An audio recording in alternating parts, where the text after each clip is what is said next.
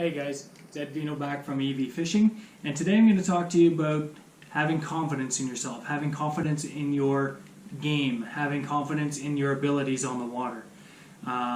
Anybody out there that wants to fish tournaments, who maybe doesn't think that they're going to be as successful as they'd like to be, who doesn't think that they have necessarily the skill or the knowledge that they need to be a tournament angler, my words, go ahead and do it anyway. The only way you're going to learn, the only way you're going to get better is to spend more time on the water, get out there and compete against those guys, and show yourself that you can compete, you can get better, and you can be successful on the water.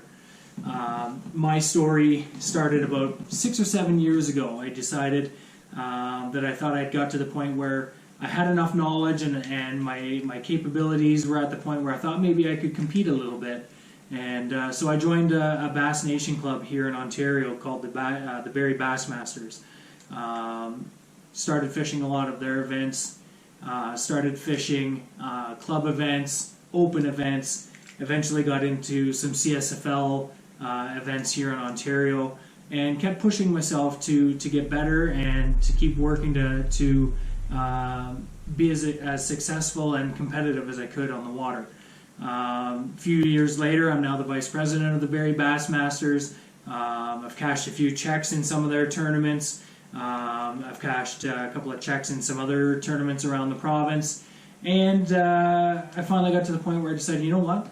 I'm going to fish the provincial championships, the Hank Gibson Memorial Qualifier here in Ontario through the Bass Nation. And I'm going to try and make Team Ontario. I'm going to try and push myself as far as I can. So I did that. I went and fished the Hank Gibson Memorial Qualifier on Lake Nipissing in North Bay, Ontario, and it was tough. It was a real good lineup of fishermen, lots of great anglers here in Ontario, and a lot of the top names were there.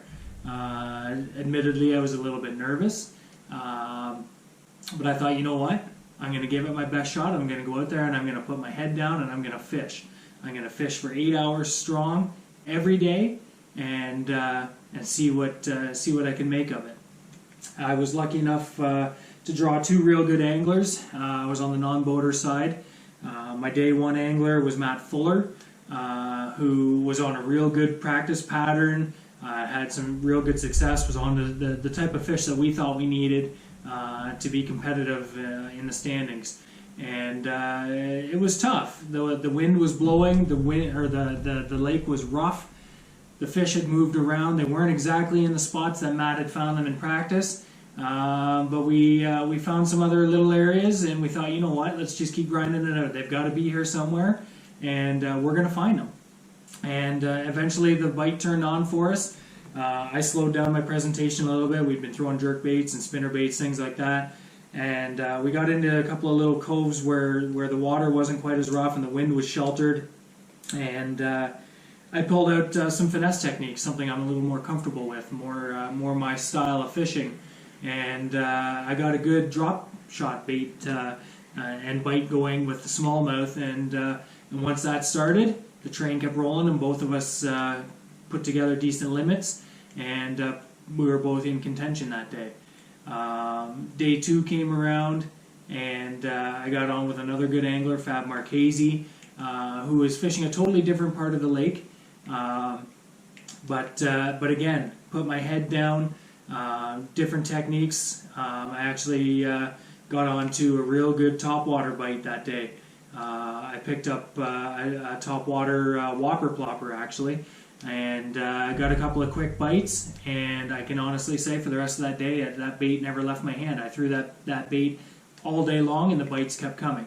I ended up landing somewhere probably between 15 and 20 fish that day, and get back to the weigh-in, and Fab was very adamant that I was going to make the team. I didn't know what to think. I'd never been in that position before. I'd never been in the running in a big tournament. We waited for weigh-in to start. My nerves got really, really bad. I was pretty nervous. And they start calling out the non-boater side for Team Ontario, and the first name that was called was the alternate. And the second place, and when that weight came out on the alternate, I thought, you know what, that's pretty close to what I had. I think I might actually have a shot at this.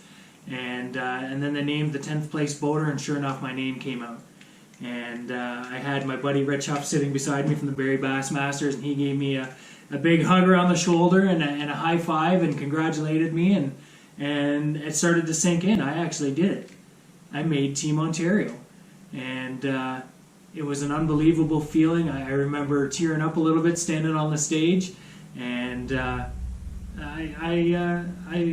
was happy, really, really happy. Something that I'm very proud of. I wear this jersey with pride, even though the tournaments are now over. I still wear this jersey, and every time I put it on, I get the little bit of the chills, knowing that I had a chance to represent my province on a nationwide scale. So, from that day of making Team Ontario in North Bay, Team Ontario gathered, and we had some meetings, and we did some fundraising, and our first tournament as a team was at Lake Sebago in Maine, USA.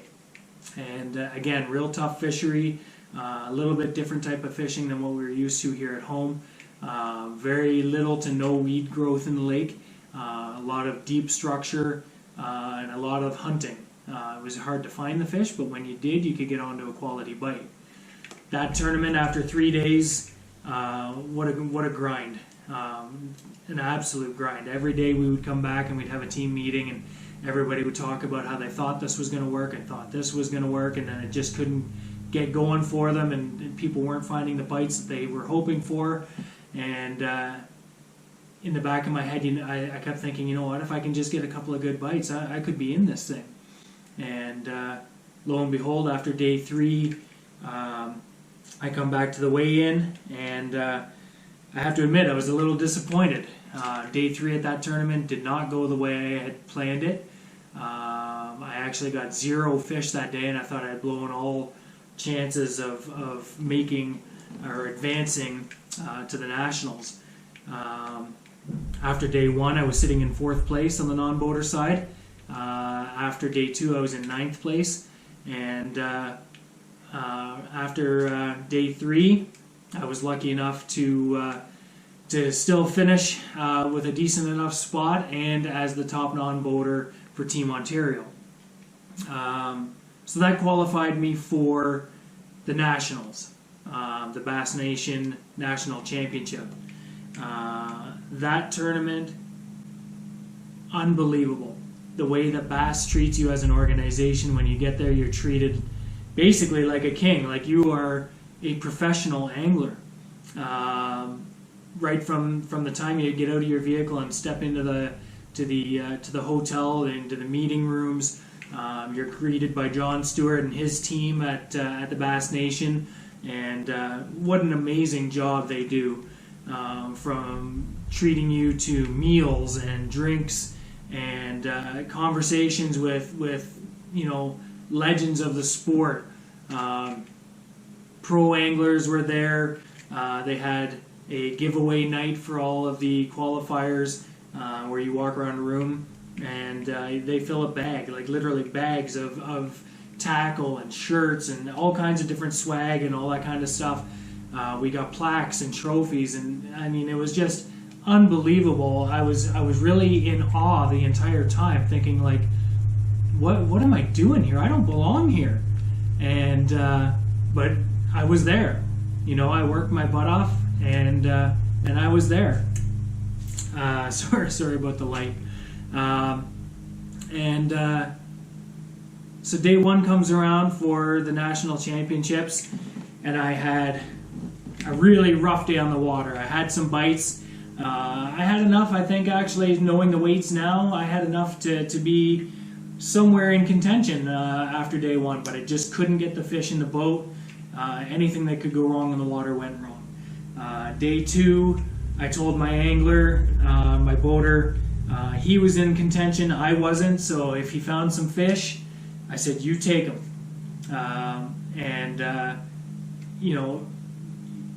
To me, that's just the sportsmanship part of fishing.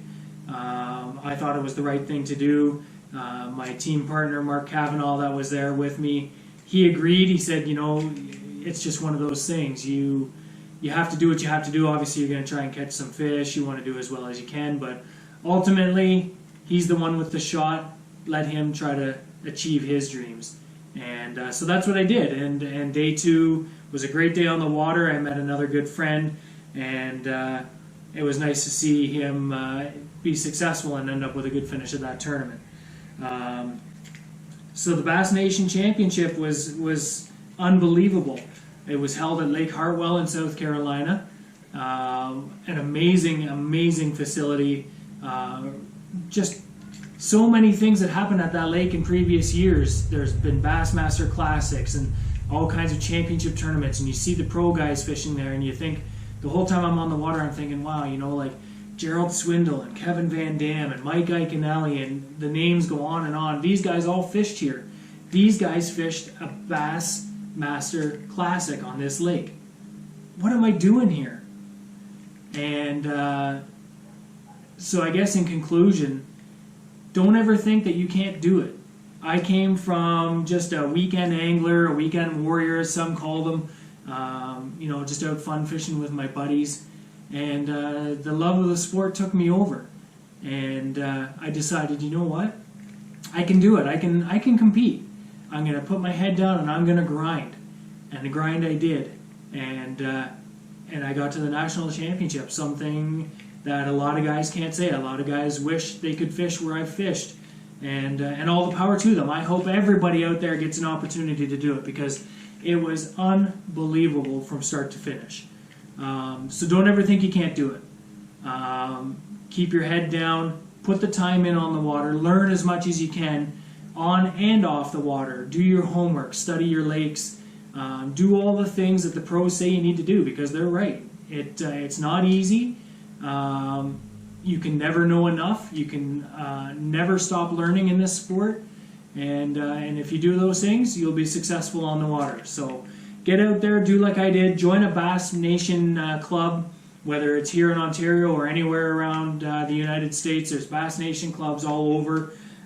Get in contact with Bass and the Bass Nation, and start your grassroots route to possibly the Bassmaster Classic. That part of it still gets me, that knowing that when I was at the national championships in South Carolina on Lake Hartwell, I was one step away from fishing the Bassmaster Classic. And I've been lucky enough to attend the Bassmaster Classic the last 3 or 4 years now. And man, what it would be like to walk across that stage. It still gives me chills, knowing that I was that close, and that maybe sometime down the road I can be that close again. So don't give up on your skills, trust yourself, and work hard, and I hope you can have that same success. Get out there, join a Bass Nation club, and start your journey. Have a good day, guys. Thanks for watching. Hit the like button, subscribe to my channel. I'm going to do a lot more content in the near future as I get a little more knowledgeable with my cameras and my editing skills, things like that. But I hope there's a lot that I can teach you, a lot that you can learn from me, and I can learn from you. If you have any questions, by all means, leave them down in the comments, and I'll answer all the questions that I get asked. Till the next time, guys, take care. Ed Vino from EV Fishing.